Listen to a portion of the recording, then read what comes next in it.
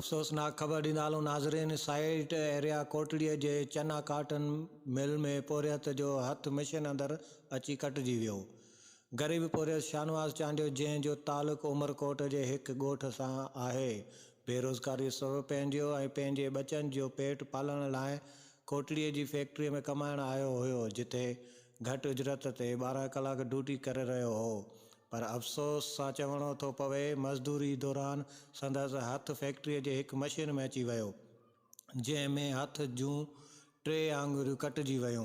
Factory इंतिज़ामिया संदसि इलाज करण ऐं माली मदद करण बजाए हिन पोरियत खे फैक्ट्रीअ मां ई कढी छॾियो आहे। हीउ ग़रीब केतिरनि ई ॾींहंनि खां दरबदर आहे। संदसि बचा बुखूं काटण ते मजबूर, मुनासिब इलाज न थियण सबबि संदसि ज़ख़्म बि वधंदो पियो वञे। मज़दूरीअ जे आला हुकाम खे इंसाफ़ जी अपील कई।